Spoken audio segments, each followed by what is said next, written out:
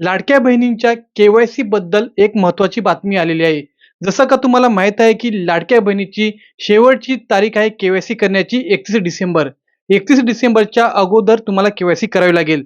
31 डिसेंबर नंतर के-वाय-सी करू शकत नाही आणि तुमचा लाडक्या बहिणीचा हप्ता पण बंद होणार. हे तर तुम्हाला माहीत आहे. परंतु तुमच्या आमच्या मनात एकच प्रश्न आहे, की नोव्हेंबर आणि डिसेंबरचा हप्ता कधी मिळणार? कारण या 2 महिन्याचे हप्ते अजूनही आम्हाला आलेले नाहीत. तर आदिती तटकरे महिला व बाल विकास मंत्री आहेत. त्यांनी एक Facebookला पोस्ट केलेली आहे. हे मी माझ्या मनातून नाही सांगत आहे. तुम्हाला ती पोस्ट वाचून दाखवतो.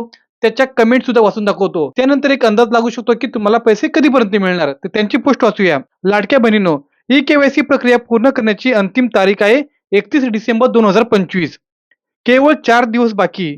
सर्व लाडक्या बहिणींनी योजनेचा लाभ अखंडपणे सुरू ठेवण्यासाठी आजच ई-के-वाय-सी प्रक्रिया पूर्ण करावी ही विनंती.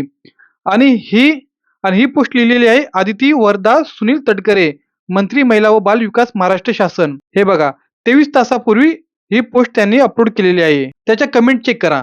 लाडक्या बहिणींना 2 महिन्यांचे पैसे आले नाहीत तर मतदानावर इफेक्ट होईल नक्कीच. के-वाय-सी बद्दल सांगितले तसं वितरण बद्दल पण सांगा ना, त्याबद्दल का बोलत नाहीत?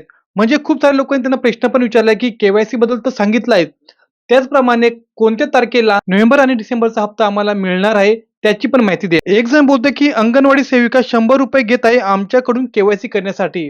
अशा बहुतेक ठिकाणी जे अंगणवाडी कर्मचारी असतात, ते तुमच्याकडून के-वाय-सी करण्यासाठी पैसे घेतात. पैसे घेण्याची गरज नसते, फ्रीमध्ये होऊन जातं, परंतु हे लोकं पैसे मागतात. खूप साऱ्या माझ्या लाडक्या बहिणींना नवरा तर आहे, म्हणजे नवरा सोडून गेलेला असतो. त्याचं सर्टिफिकेट नसतं, वडिलांचं सर्टिफिकेट नसतं, तर त्यांनी के-वाय-सी कशी करायची? ते पण ऑप्शन त्यांनी वेबसाईटमध्ये दिलेलं नाही. कारण त्यांच्याकडे काही डॉक्युमेंट नाही. तर ते त्यांच्या मुलाचे किंवा मुलीचे आधार कार्ड टाकू शकतात की नाही, याबद्दल पण वेबसाईटमध्ये काहीच माहिती आली नाही. आणि हे लोकं बोलतात की 31 डिसेंबर शेवटची तारीख आहे.